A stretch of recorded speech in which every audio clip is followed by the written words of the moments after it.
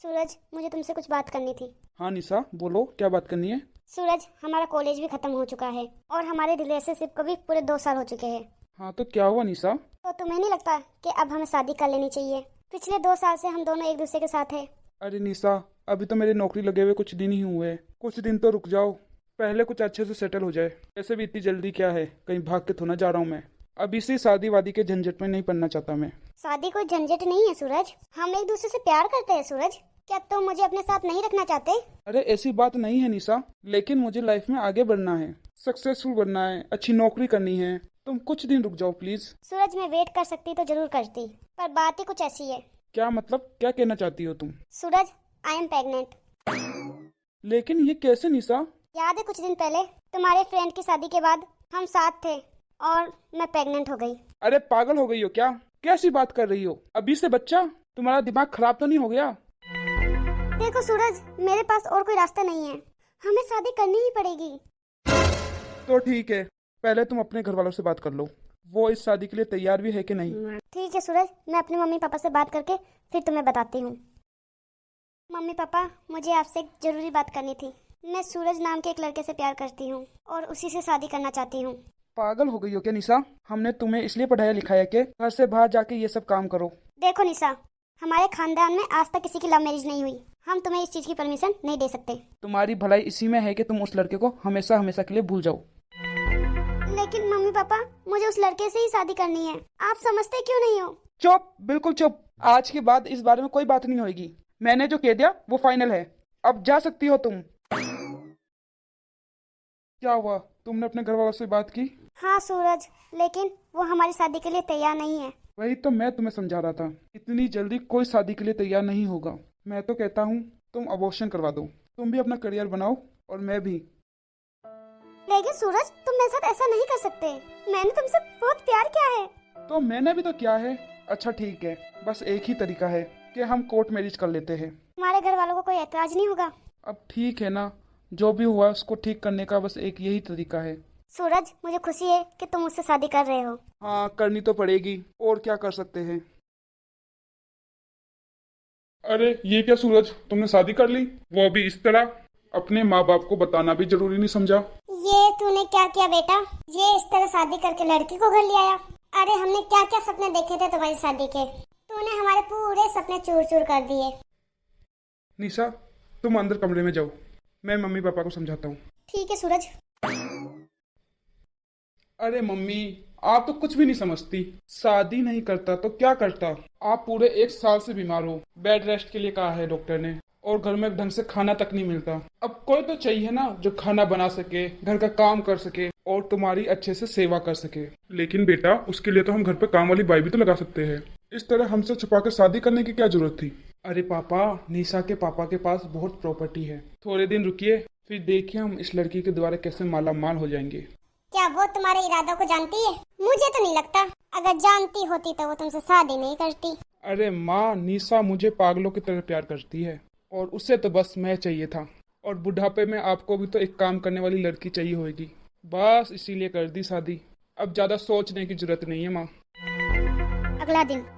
देखो निशा, मेरी माँ की तबीयत कुछ ठीक नहीं रहती, घर का सारा काम तुम संभाल लिया करो। लेकिन सूरज, मैं प्रेग्नेंट हूँ, मुझसे सारा काम नहीं हो पाएगा। देखो निशा, शादी करने की जल्दी तुम्हें थी, मुझे नहीं, और शादी के बाद सबको काम करना ही पड़ता है। सूरज, तुम कैसे बात कर रहे हो मुझसे? पहले तुम मुझसे कितना प्यार करते थे, मुझे फिल्म दिखाने ले जाया करते थे, अपने साथ घुमाने लेके जाते थे। अब तो सारा दिन बस मैं घर का काम करती हूँ और तुम मेरी तरफ देखते भी नहीं। क्यों सूरज, ऐसा क्यों? उस वक्त तुम मेरी गर्लफ्रेंड थी और अब मेरी बीबी हो। गर्लफ्रेंड को गर्लफ्रेंड की तरह रखा जाता है और बीबी को बीबी की तरह, समझी? 6 महीने बाद। मम्मी जी, मुझसे अब काम नहीं हो पाता, 6ठा महीना चल रहा है और मुझसे ज्यादा खड़ा नहीं रहा जाता। तो क्या मैं करूँ काम? नहीं मम्मी जी, क्या हम एक काम वाली लगा ले? देखो बहू, हमारे पास इतने पैसे नहीं के घर पर एक नौकरानी रख सके। और सूरज ने तुमसे शादी क्या घर पे रानी बनकर बिठाने के लिए की है? अब शादी की है तो काम तो करना ही पड़ेगा ना। लेकिन मम्मी जी, मैं प्रेग्नेंट हूँ और मुझसे अब काम नहीं होता, वरना मैं सब कुछ संभाल लेती। किसने कहा था शादी से पहले बच्चा करने को? अपने आप पर कंट्रोल नहीं था तुम्हारा? बदचलन लड़की। मम्मी जी, इसमें सिर्फ मेरी गलती तो नहीं, आपके बेटे की भी तो है। निशा, माँ से कैसे बात कर रही हो? मेरी माँ से जबान लड़ाती हो? जाओ घर का काम करो चुपचाप। आज के बाद मेरी माँ से जबान लड़ाने की कोई जरूरत नहीं है। तुझे इस घर में रख रहे हैं वही बहुत है।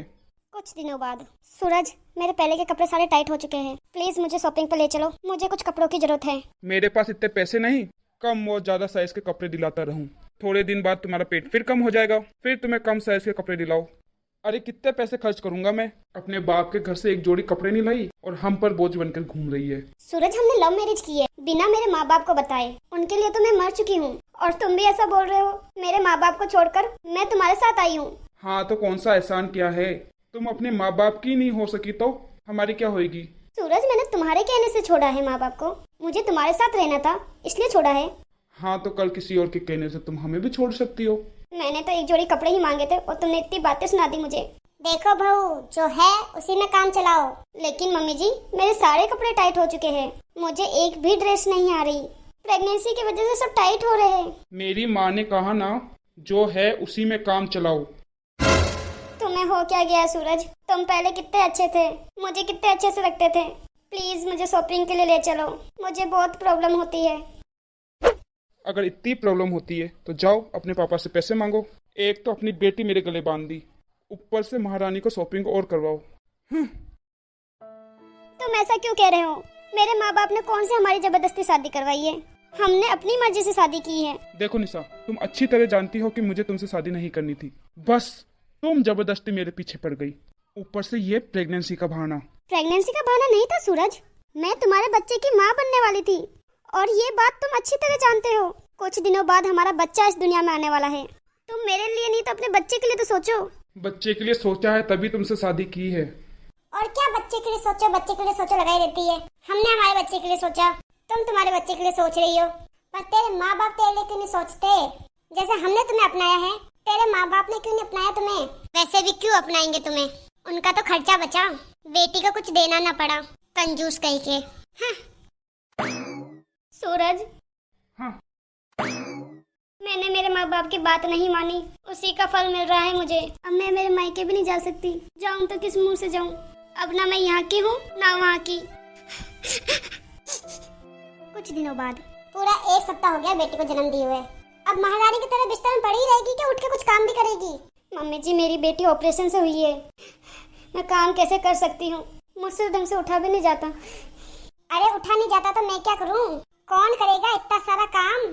चल जल्दी उठ, जाके रसोई में खाना बना, भूख बहुत तेज लग रही है मुझे।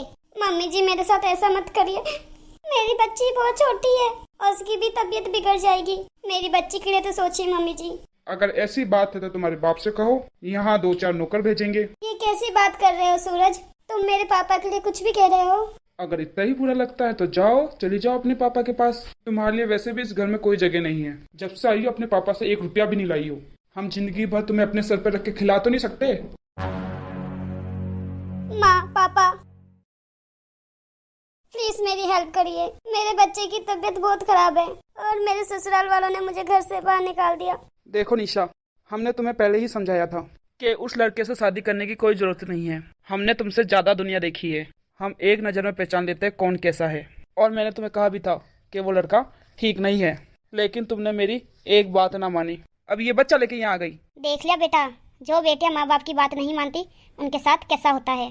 तुमने तो तुम्हारी खुशी देख ली थी, कभी ये सोचा था कि तुम्हारे पीछे तुम्हारे माँ बाप का क्या हाल होगा? तुम्हारे माँ बाप जिए या मरे, तुमने तो पीछे मुड़ के देखा तक नहीं। अब पछता रही हो ना ये सब करके? मम्मी, सूरज पहले ऐसे नहीं था, मुझे नहीं पता उसने मेरे साथ ऐसा बिहेवियर क्यों किया। पहले वो मुझसे बहुत प्यार करता था, पर शायद वो मुझसे शादी नहीं करना चाहता था।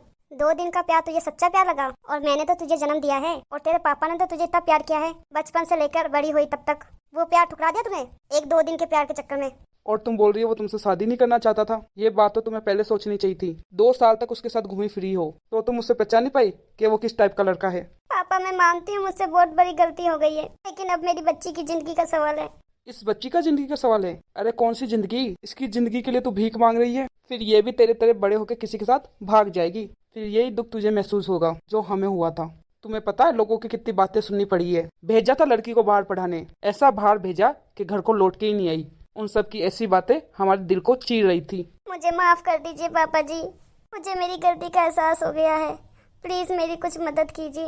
क्या मदद करे तेरी? अगर तुम्हें हम अपने घर पे रखेंगे तो पूरी सोसाइटी फिर से हमारा मजाक उड़ाएगी। तुम्हें पता है जो तुमने गलती की है उसकी सजा तुम ही नहीं भुगत रही, आसपास की सोसाइटी की सारी लड़कियां भुगत रही है। सबके माँ बाप का विश्वास ही उठ गया अपनी बेटियों से। जो बेचारी शरीफ लड़कियां है वो भी नहीं पढ़ पा रही। सबके माँ बाप को यही डर है कहीं कि उनकी लड़की हुई लव मैरिज ना कर दें। बेचारी उन लड़कियों का क्या कसूर था? मम्मी मैंने कहा ना मुझसे बहुत बड़ी गलती हो गई, लेकिन अब मैं इस बच्ची को लेके कहाँ जाऊँ? तो क्या चाहती हो तुम? अब हम क्या करें? शादी तुम कर चुकी हो, बच्चा तुम्हारा हो चुका है, जाओ तुम्हारे ससुराल जाओ, वही तुम्हारा घर है। लेकिन वो अब मुझे अपने घर में नहीं रखना चाहते, और अगर मैं वहाँ रहने गई तो वो मुझ पे नौकरानी से भी बदतर सलूक करते हैं। उस हालत में मैं जिंदा नहीं रह सकती। लेकिन हमने तुम्हें यहाँ रखा तो पूरी सोसाइटी, पूरे रिश्तेदार हम पर हंसेंगे। हमने तो सबको बोल दिया था कि हमारी बेटी हमारे लिए मर चुकी है, और वापस तुम्हें इस घर में रखेंगे तो लोग क्या कहेंगे? वैसे भी तुम्हारी वजह से हमारी बहुत बेइज्जती हो चुकी है, बहुत मजाक बन गया है हमारा। कहीं बाहर नजर उठा के भी नहीं जा सकते हम। शर्म महसूस होती है हमें कि हमारी परवरिश में कहाँ कमी आ गई। जानती हो तुम्हारे भाग के शादी करने के बाद पूरे 6 महीने तक हम घर से बाहर नहीं निकल पाए थे, शर्म के मारे। जहाँ भी जाते लोग हमें देख देख के बातें बनाते। अगर तुम अरेंज मैरिज करती हमारे पसंद के लड़के से तो तुम कभी भी आ जा सकती थी इस घर में। क्या सपने देखे थे हमने कि कितने धूमधाम से तुम्हारी शादी करेंगे और तुम्हारे बच्चे के होने की खुशी में ऐसा प्रोग्राम करते हम कि पूरा गांव देखता। पर ये सब हक खो चुकी हो तुम। जो एक बार विश्वास टूट चुका है शायद वो वापस नहीं आएगा। एक बार तो दुख दे चुकी हो तुम, अब दोबारा दुख सहने की हिम्मत नहीं रही हमें। जाओ, चली जाओ तुम अपने ससुराल, शायद इसी में तुम्हारा भला है। मुझे माफ कर दो पापा। मैं तुमसे बस एक ही सवाल पूछना चाहती हूँ। अगर बेटी की शादी में कुछ प्रॉब्लम आ जाए, अगर वो अपनी शादी में खुश ना रह सके, अगर उसके ससुराल वाले उसे बेइज्जत करके घर से बाहर निकाल दे, तो क्या करना चाहिए? उसके मायके वाले को क्या उसका साथ देना चाहिए या फिर छोड़ देना चाहिए? आपका क्या ख्याल है? बताइए जरूर। और मेरी ये वीडियो किसी का दिल दुखाने के लिए नहीं बनाई है, बस उन लोगों के लिए है जो जल्दबाजी में गलत डिसीजन ले लेते हैं। बाकी मेरी वीडियो को तुम एंजॉय करो, दिल पे मत लो। धन्यवाद।